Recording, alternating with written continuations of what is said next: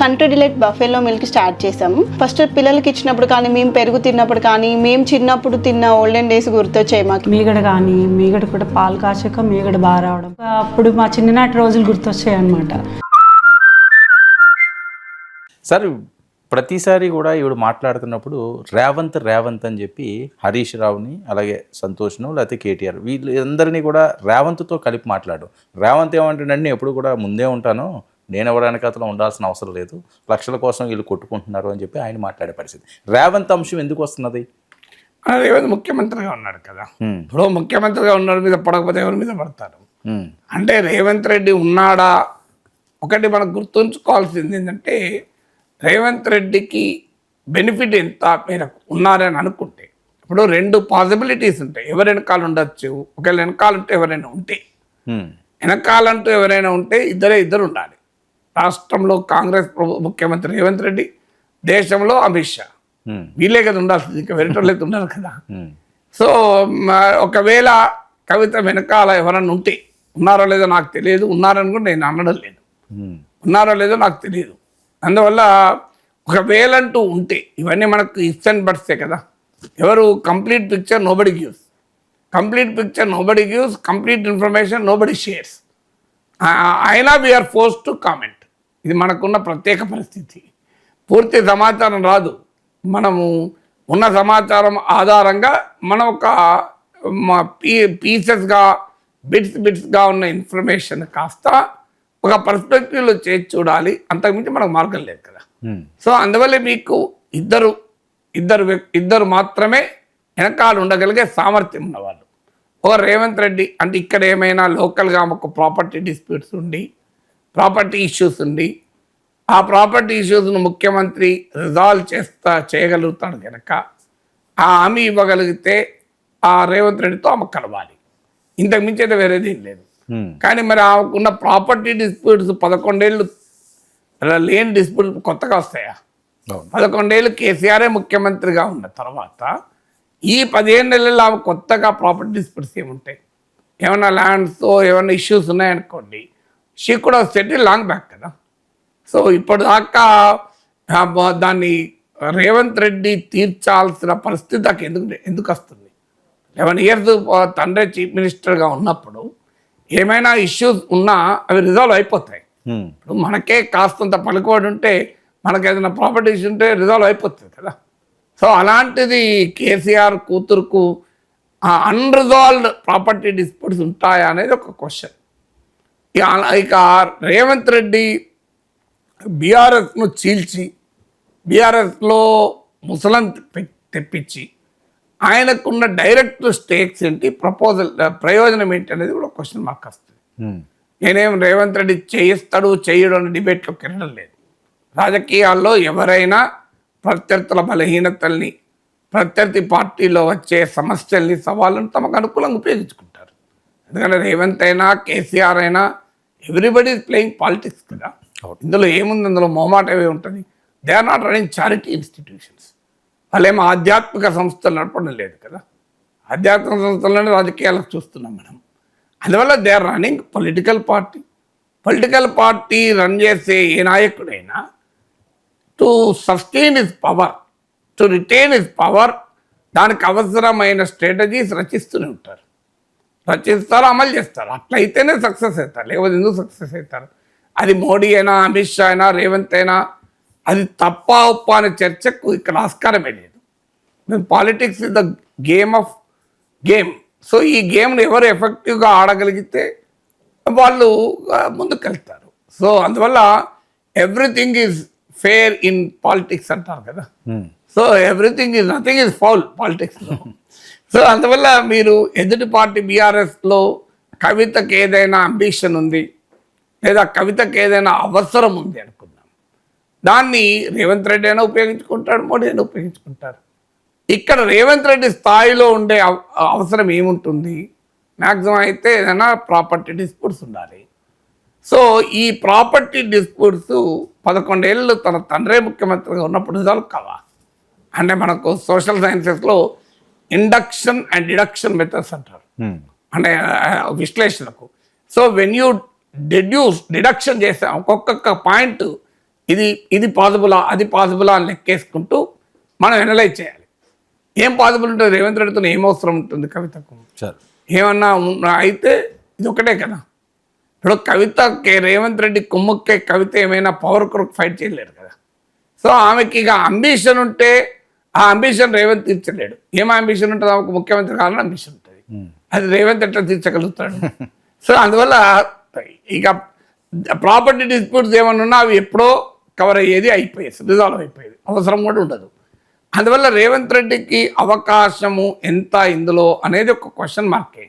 రేవంత్ ఉన్నారని చెప్పి బీఆర్ఎస్ వాళ్ళు, బీజేపీ రఘునందన్ రావు లాంటి వాళ్ళు మాట్లాడుతున్నారు. ఉన్నారా లేడా నాకు తెలియదు, కానీ ఉండడానికి అవకాశం ఉన్న ఫ్యాక్టర్స్ ఏంటి అని. అంటే బీఆర్ఎస్ కనుక వీక్ అయితే తనకు రాజకీయంగా ప్రయోజనము అని అనుకోవచ్చు. ఎందుకంటే కేసీఆర్ కాంగ్రెస్ వీక్ చేశాడు కదా, కానీ కాంగ్రెస్ వీక్ చేసి కేసీఆర్ సాధించింది ఏంటి? అవును, బీజేపీ రూపంలో ఇంకో బలమైన శత్రువు ముందుకు వచ్చింది.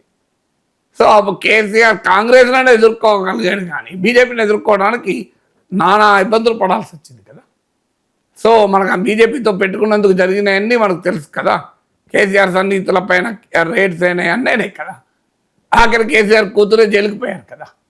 అందువల్ల మీకు ది పాసిబిలిటీ అనేది ఎప్పుడు రేవంత్ రెడ్డి వెనకాలండి నడిపించడము, కవిత రేవంత్ రెడ్డితో కలవడం అనే యొక్క పాసిబిలిటీకి ఉన్న పొలిటికల్ అవకాశం ఏంటి? ఇక లేకపోతే అమిత్ షా, మోడీ, అమిత్ షా, ఇంకెవరు ఉండాలి? బీజేపీ. ఇప్పుడు అదే శరద్ పవార్ కుటుంబాన్ని చీల్చింది ఎవరు? బీజేపీ. మీకు ఏడీఎంకేనోలో ఈపీఎస్ ఓపీఎస్ల మధ్య పంచాయతీని తనకు అనుకూలంగా వాడుకోవాలని చూసింది ఎవరు? బీజేపీ. మీకు ములాయం కుటుంబంలో కూడా అఖిలేష్కు వ్యతిరేకంగా ఇంకో ములాయం సెకండ్ వైఫ్ కోడలు, ఆమెను పార్టీ బీజేపీ తన వైపు తిప్పుకున్నది. సో రాజ్ ఠాక్రే కొంతకాలం తన వైపు ఉన్నారు. ఇలా ఫ్యామిలీస్లో ఉండే డిస్ప్యూట్స్ను మీరు బీజేపీ వాడుకున్న ఉదాహరణ నేను చెప్పాను మీకు. అవును, ఆఖరికి జూనియర్ ఎన్టీఆర్తో అమిత్ షా ఎన్టీ రామారావు సినిమాల గురించి చర్చించలేదా? మనకు తెలియదా? ఎన్టీ రామారావు సినిమాల గురించి ఏం చర్చిస్తారు? సినిమా రంగ తెలుగు సినిమా చరిత్ర గురించి ఎన్టీ రామారావు సినిమాల గురించి చర్చించారు కదా. సో ఇలా మీకు ఫ్యామిలీస్లో ఉండేటువంటి డిస్ప్యూట్స్ మనందరికీ తెలుసు కదా. జూనియర్ ఎన్టీఆర్కు టీడీపీకి మధ్యన గ్యాప్ మనకు తెలియదా? అనంతపురం ఎమ్మెల్యే జూనియర్ ఎన్టీఆర్ను బుడ్డా ఫకీర్ అన్నది మనం మర్చిపోయినామా? సో అందువల్ల ఆ గ్యాప్ను కాస్త ఎప్పుడైనా ఉపయోగపడుతుందని అమిత్ షా ప్రయత్నించినటువంటి ఉదాహరణ లేవా? అవును సార్. అందువల్ల ఈ పాలసీలో BJP has an history of dealing with the political families, బీజేపీనే కాదు కాంగ్రెస్ కూడా, ఇందిరాగాంధీ కూడా చేసేది. Every strong leader does it. Sheikh Abdullah కుటుంబాన్ని మామూలుగా వాడి ఉపయోగించింది ఇందిరాగాంధీ. సో అందువల్ల this is part of the political game. అందువల్ల ఢిల్లీలో ఆమె వల్నరబిలిటీ ఢిల్లీలో కూడా ఉంది. ఇక్కడ అన్న ప్రాపర్టీ ఉంటే అక్కడ ఏముంటుంది? కేసులు ఉన్నాయి కదా. సో ఇప్పుడు జగన్మోహన్ రెడ్డి వల్నరబిలిటీ ఏంటి? జగన్మోహన్ రెడ్డి ఎందుకని బీజేపీతో ఈ 11 ఏళ్ళు ఎన్డీఏలో లేకపోయినా అనుక్షణం బీజేపీకి అండగా ఉన్నాడు? అందరికీ తెలుసు ఆయన వల్నరబిలిటీ కదా. సిబిఐ కేసులు, ఈడీ కేసులు. అవును. సో అశోక్ చవాన్ బీజేపీలో ఎందుకు చేరాడు? ఆయన వల్నరబిలిటీ మనకు తెలియదా? సో మమతా బెనర్జీ ఎందుకు కామైంది? మా అభిషేక్ బెనర్జీ మీద ఉన్న కేసులు మనకు తెలియదా? సో అందువల్ల దేశవ్యాప్తంగా వల్నరబిలిటీ ఉన్న వాళ్ళు బీజేపీకి ఏ రకంగా రాజీ పడుతున్నారన్నది మనకు చరిత్ర అంతా చూస్తే అర్థమవుతుంది కదా. సో అందువల్ల మాయావతి బీఎస్పీలో యాక్టివ్గా లేరు, ఈ చర్చ కూడా నడుస్తుంది కదా. అవును, ఆ మీద సిబిఐ ఈడీ కేసులు ఉన్నాయని. సో అందువల్ల ఒక పాసిబిలిటీ, ఇదన్నీ నిజమని నేను అనడం లేదు, మళ్ళీ చెప్తున్నాను. ఎవరైనా ముక్కలు చేసి దీన్ని తమకు అనుకూలంగా వాడుకోవచ్చు, కానీ నేను చెప్తున్నది I'm only doing possibility analysis. అంటే ఇదైతే అది కావచ్చు, అదైతే ఇది కావచ్చు అని. అంతకుమించి నాకైనా ఖచ్చితంగా నాకు ఎవరు చెప్పాలి? కవితనే చెప్పాలి, కేసీఆర్ అనే చెప్పాలి. ఎవరు చెప్పినా కూడా అది ఫుల్ పిక్చర్ రాదు. ఇద్దరు కలిసి కూర్చొని నాకు చెప్పాలి. చెప్తారా ఎవరన్నా? నాకే కాదు, ఎవరు చెప్పారు? సార్ ఇప్పుడు కవిత ఈ డిసిషన్ తీసుకోవడానికి లెట్ మీ కంప్లీట్. ఇది వాళ్ళ కవిత చెప్పినా ఎవరు చెప్పినా వాళ్ళ వర్షన్ చెప్తారు తప్ప రియల్ వర్షన్ అయితే తెలియదు. అవును. సో అందువల్ల ఒక వల్నరబిలిటీ ఎవరికి ఎక్కడుంది, ఢిల్లీలో ఒక వల్నరబిలిటీ ఉంది కవితకు.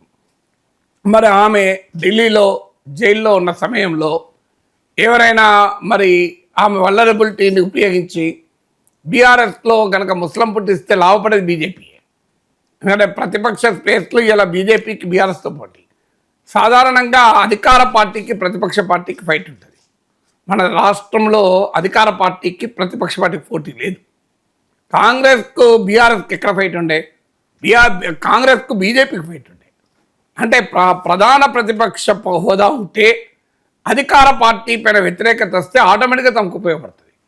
అదే జరిగింది కదా కాంగ్రెస్ పరిస్థితి ఏంటి, హుజూర్ నగర్లో సిట్టింగ్ సీట్ కోల్పోయారు. నాగార్జున సాగర్లో జగన్నాథ్ లాంటి వెటరన్ ఓడిపోయారు. జిహెచ్ఎంసీలో మల్కాజ్గిరి ఎంపీగా రేవంత్ రెడ్డి ఉన్న 2 సీట్లు వచ్చాయి 150 కార్పొరేటర్లలో. హుజూర్ నగర్లో హుజూరాబాద్లో 3000 ఓట్లు వచ్చాయి. దుబాకలో 3rd position, distant 3rd. Congress పరిస్థితి ఏంటి, అసలు కాంగ్రెస్ జీవితంలో మళ్ళీ కోలుకుంటుందనే కదా పరిస్థితి. అవును. ఆ పరిస్థితి నుంచి ఏకంగా 60 సీట్లు ఎట్లా వచ్చాయి? బీఆర్ఎస్తో ఫైట్ చేయడం వల్ల రాలే. చాలామంది బీఆర్ఎస్తో ఫైట్ చేయడం వల్ల వచ్చింది అనుకుంటారు. బీజేపీతో అపోజిషన్ స్పేస్ కొరకు ఫైట్ చేయడం వల్ల వచ్చింది. బీజేపీతో అపోజిషన్ స్పేస్ కొరకు ఫైట్ చేయడం ద్వారా బీజేపీ స్వయంకృత అపరాధాల వల్ల కాంగ్రెస్ ముందుకు వచ్చినప్పుడు ఆటోమేటిక్గా నది పక్కన ఉన్న పొలానికి నీటి కూడా ఉంటుందా? సో నదే నీ పక్కన పారుతుంటే ఆటోమేటిక్గా అక్కడ నీ భూగర్భ జలాలు పెరిగి నీ పంటలు బ్రహ్మాండంగా పండుతాయి కదా. సో అదే డెల్టా భూమి కదా అది. సో అదే పరిస్థితి వచ్చింది కాంగ్రెస్ పార్టీకి. ఎప్పుడైతే బీఆర్ఎస్ పైన వ్యతిరేకత వచ్చిందో, బీజేపీ ఫీల్డ్ను వెకేట్ చేసిందో, కాంగ్రెస్ పార్టీకి ఆటోమేటిక్గా అధికారం వైపుగా ప్రయాణించింది కదా. అందువల్లనే చాలామంది నేను కాంగ్రెస్ పార్టీకి 65 సీట్లు వస్తాయని ఎలక్షన్స్ రిజల్ట్స్ రాకముందు ప్రిడిక్ట్ చేసిన, మీకు కూడా తెలుస్తుంది. అవును. సో మీకు పోలింగ్ అయిన రోజే ఎగ్జిట్ పోల్స్ కన్నా గంట ముందు చెప్పారు అవును 65 సీట్లు రాబోతున్నాయి. చాలామంది ఆశ్చర్యపోయారు, ఇదేం సార్ కాంగ్రెస్కి అంత సీన్ ఉందా అంటే, కాంగ్రెస్కి సీన్ ఉండదు అయ్యా. కరెక్ట్గా స్పేస్లో ఉంటే సీన్ ఉంటుంది. You have to be in correct space. So మీకు అవుట్లయర్స్ అనే మాల్కమ్ గ్లాడ్వెల్ బుక్ ఉంది. అందులో అవుట్లయర్స్ అందరినీ స్టడీ చేస్తే they should be at the right టైంలో రైట్ ప్లేస్లో ఉండాలి. ఉంటే ఇప్పుడు బిల్ గేట్స్ ఇలాంటి చాలామంది ఐటీ దిగ్గజాలు వాళ్ళందరి బ్యాక్గ్రౌండ్ చూసి కామన్గా ఉంటుంది. వాళ్ళ కాలేజ్ ఎడ్యుకేషన్కి వచ్చే టైంకు అప్పుడే ల్యాప్టాప్లు వచ్చాయి, అప్పుడే కంప్యూటర్లు వచ్చాయి సార్, అంటే పీసీలు వచ్చాయి, పర్సనల్ కంప్యూటర్లు వచ్చాయి. సో దాంతో అట్లా పర్సనల్ కంప్యూటర్ యాక్సెస్ వచ్చిన అందరూ సక్సెస్ అయ్యారా? కాలేదు, కానీ అయ్యారు. ఎందుకంటే నువ్వు రైట్ టైంలో రైట్ ప్లేస్లో ఉండాలి. ఇప్పుడు ఉదాహరణకు నాకు ఇప్పుడు 60 ఏళ్ళు. ఒకవేళ నేను 30 ఏళ్ళు ఉన్నప్పుడు గనక ఇప్పుడు నాకు 30 ఏళ్ళు ఉండుంటే జస్ట్ ఇమాజిన్ నెక్స్ట్ 30 ఇయర్స్లో నా యూట్యూబ్ ఛానల్కి ఒక 2 కోట్ల సబ్స్క్రైబర్లు ఉంటారు. ఉండరా? అంటే నేను ఇప్పుడు 60 ఏళ్ళు ఉన్నా నాకు స్కోపే లేదు 2 కోట్లు వచ్చేది. కానీ ధ్రువరాటికి వస్తుంది. ఎందుకు? ఆయన హిందీలో ఉన్నాడు ఒకటి, హిందీ బేస్ ఒకటి, ఆయన వెరీ యంగ్ ఒకటి. కానీ అందువల్ల ధ్రువరాటికి ఏంటి అడ్వాంటేజ్ ఉన్నది? Is at the right time right ప్లేస్లో ఉన్నాడు. నేను ఐఎమ్ లిటిల్ లేట్ ఫీల్డ్లో. నేనున్న టైంలో నేను టీవీలో ఎంటర్ అయ్యాను, ఈ స్థాయిలో వచ్చింది. అంటే ఇప్పుడు నాగేశ్వర అటువంటి స్వాతంత్రం సంబంధించిన అయ్యే అవకాశం వస్తుందా? నాకు రాదు, ఎందుకంటే నేను స్వాతంత్రం తర్వాత పుట్టినా కదా. పుడితే లేకపోతే నేను అయ్యేటోనేమో, నేను కూడా తుపాకీ గుండు పెట్టు అని రూతర్ ఫోర్డ్ అనేవాడినేమో, ఊనోస్. అంటే ఆ స్థాయిలో నాకు కూడా ధైర్యం వచ్చేదేమో, బట్ ఐ డోంట్ నో, నాకు అవకాశమే లేదు కదా. So I never had an opportunity. అందువల్ల మీకు ఆ ఆపర్చునిటీ నాకు రాకపోవడానికి కారణం నా తప్పు కాదు, నేను స్వాతంత్రం సమయంలో పుట్టలే, పోరాట సమయంలో కనుక. అందువల్ల రైట్ టైంలో రైట్ ప్లేస్లో ఉన్నప్పుడు ఏమవుతుందంటే ఆపర్చునిటీ వస్తాయి. కాంగ్రెస్ పార్టీకి అట్లనే ఆపర్చునిటీ వచ్చింది.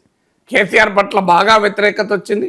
బీజేపీ అమ్మో వెనక్కు తగ్గింది. బండి సంజయ్ పైన యాక్షన్ తీసుకోవడం, కవితను అరెస్ట్ చేయకపోవడం, ప్రజలకు ఇంకో ఆల్టర్నేట్ లేదు కదా. రేవంత్ రెడ్డి రూపంలో కాంగ్రెస్ కాస్త బ్రహ్మాండమైన ఊపి తెచ్చాడు. సో అన్ని కలిసి వచ్చాయి, అధికారంకి వచ్చింది. అందువల్ల ఇప్పుడు కూడా ఏంటి, కాంగ్రెస్ పార్టీ పైన సహజ అసంతృప్తి పెరుగుతుంది. భారతదేశంలో కాంగ్రెస్కు ఉన్న యునీక్నెస్ ఏంటంటే సహజ అసంతృప్తిని తమకు తాము కల్పించుకోవడంలో కాంగ్రెస్ మించిన పార్టీ లేదు దేశంలో.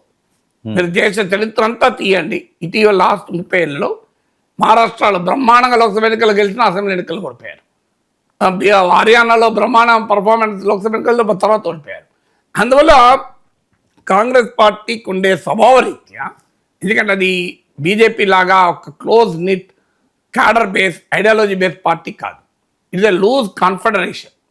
సో అందులో అందరూ ఉంటారు, అన్ని రకాల వాళ్ళు ఉంటారు, పరస్పర ఘర్షణలు ఉంటాయి, ఎవరు చైర్లో ఎవరు కూర్చోబోతారు, ఎవరు కిందికి లాగబోతారు. సో అందువల్ల మీకు ఆ డిఫరెన్స్ ఉంటుంది ఆటోమేటిక్గా. సో అందువల్ల మీకు డెఫినెట్గా కాంగ్రెస్ పార్టీ పట్ల అసంతృప్తి ఒకవేళ పెరిగితే అది ఎవరికి లాభం కావాలి?